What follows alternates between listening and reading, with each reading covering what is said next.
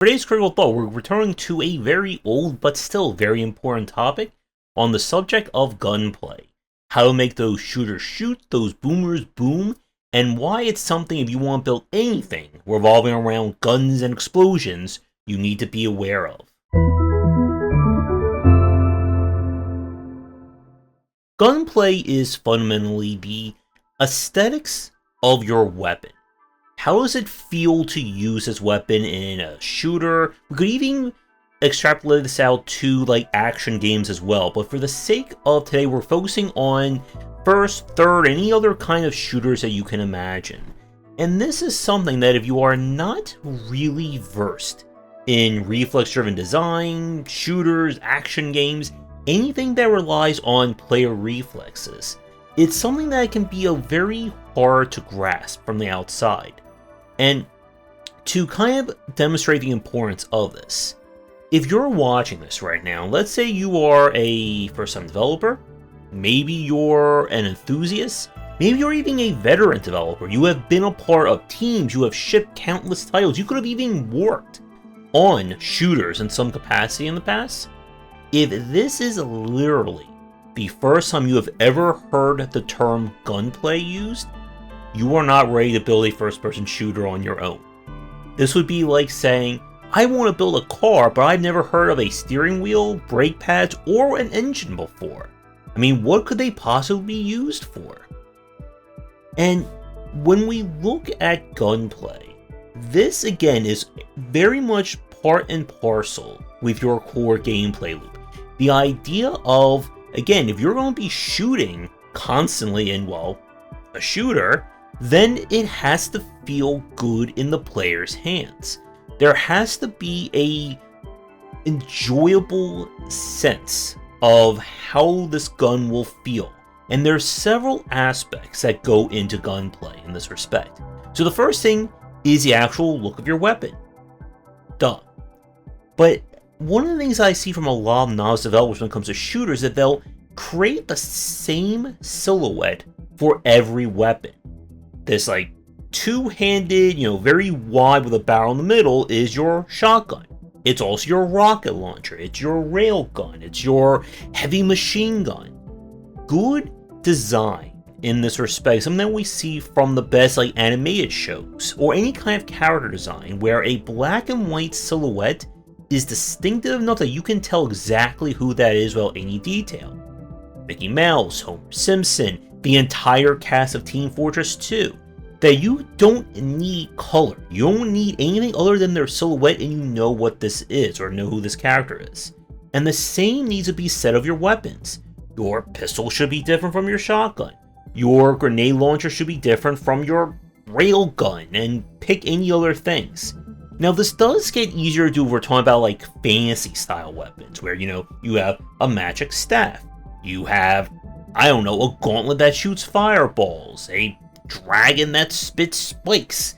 Again, the sky is the limit when it comes to weapon design, and we are not focusing on weapon design in this video because that is another massive topic. The next aspect of the gunplay that you're looking at is going to be the sound. How does it sound to fire this weapon? Is it different between your gun sounding like this, boom, or your gun sounding like this? Yeah, I can make that noise with my hands. These are lethal weapons. And a surefire sign that the developer that is working on this game doesn't quite get gunplay, or maybe not hasn't looked at shooters, is when the guns just sound so weak. Where it's boom, boom, boom, or pew, pew. And I can make this into my own demo reel of sound effects video. But when you look at games like the iconic Doom shotgun, Dusk, Doom Eternal, Doom 2016, Ultra Kill, and many other games where sound gets ratcheted up to 18 with the weapon firing, it really does add to the gunplay and makes these guns feel impactful and makes them just kind of pop in the player's hands. Now the other point about what you're looking for in gunplay is the enemy's reaction.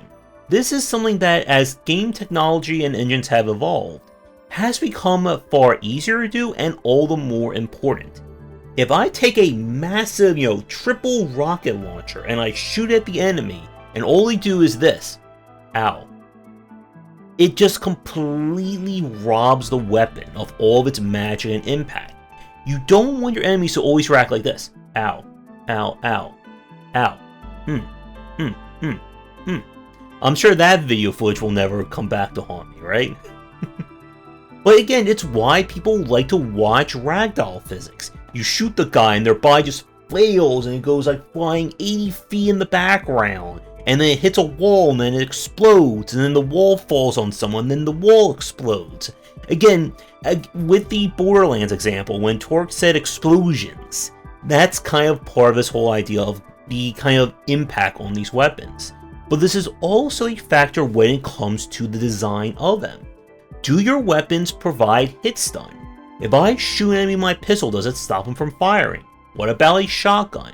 What about my ultra launcher? My giga rail cannon? My amazo beam? Pick anything else that you want. These are essential parts of how the gameplay and the gunplay are going to factor into things. And you can have larger enemies who resist like smaller arms. Or even just resist all arms and you'll need to do something else to deal with them. But it's still, you need that reaction. You need a way to show the player that, hey, all these rockets or all these chain gun bullets are doing something. And there are games that really go over the top in this respect. Especially when we're dealing with non-humanoid or non-human enemies. Where you can show, the arm's been blown off, but, part of their arm is still like hanging or flopping around. Other amazingly gruesome sights that if I describe them here, you two may give me a D-mod for. Now the other point about gunplay, and this is something that is very important to understand, is that good gunplay and good weapon design is about providing utility for each weapon. There has to be a purpose for why you want something in your game. And unfortunately, Team Fortress did lie to everyone when it comes to one thing. Unfortunately, more gun does not work. Despite all the looter shooters, procedurally generated guns, role-playing shooting, and all that, just throwing more guns at the player doesn't make your gunplay any better. And in a way, it does dilute it. When you're busy wondering, okay, do I want the gun with the DPS of 9.75 or 9.65, but it reloads maybe a 15th of a second faster? Because everyone likes to decide what's better when we were talking about less than a 10% when it comes to their weapons. That's not a joke. People will debate and argue that point. You just don't want to facilitate that. What you want when it comes to good gunplay is that every weapon class, every weapon type, or we're talking about like having a unique stock of weapons, like in Doom Eternal Ultra Kill, each weapon should have a fundamentally different purpose and utility from everything else that came before it. Here's a kind of fun question, or here's a little fun fact for you. In the original Doom and Doom 2, or actually more in Doom 2, there is a major difference between the single barrel shotgun and the double barrel shotgun in terms of their utility, and it's not just damage. The single barrel's shotgun fire, it keeps the spread of the hit scan far tighter than the hit scan of the double barrel. It allows you to kind of, not exactly snipe enemies, but hit them at medium range with the single barrel shotgun, which would be impossible with the double barrel. So if you're trying to save your bullets for your chain gun, or there's a medium-sized enemy like high up, or just like a little bit further away, the single barrel shotgun is a pretty good answer for that.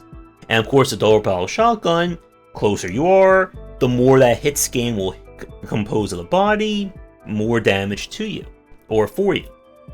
Now as games have evolved, and especially with the advent of push forward combat, it's become more and more explicit in terms of these purposes.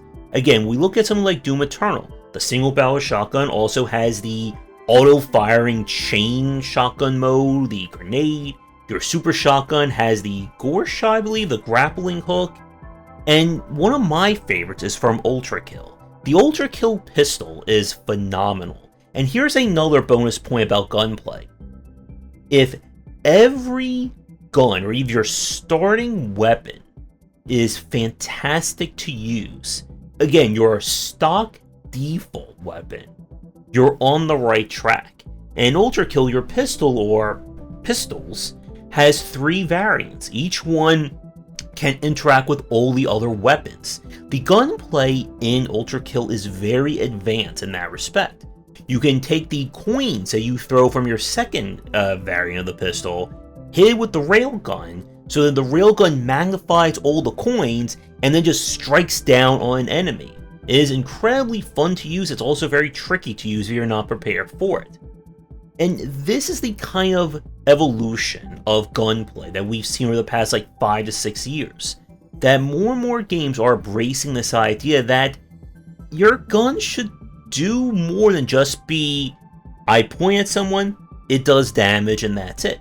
What about guns that can push enemies away? How about freezing, stunning, burning, mind control, launch enemies? One of the things that Ultra Kill has is the serious rocket launcher, where you shoot a cannonball and it hits the enemy, and then you can shoot the cannonball with another weapon to blow it up, doing even more damage. These are all very advanced examples of gunplay. And for you watching this, if you're a first-time designer, first-time shooter developer, I am certainly not telling you go make Ultra Kill or go make Doom Eternal. But what I want you to do is study the feel of these weapons, from the aesthetics to the sound to what they do to the enemy, and then find their utility. And your weapons should be able to have a discernible answer to those 4 points.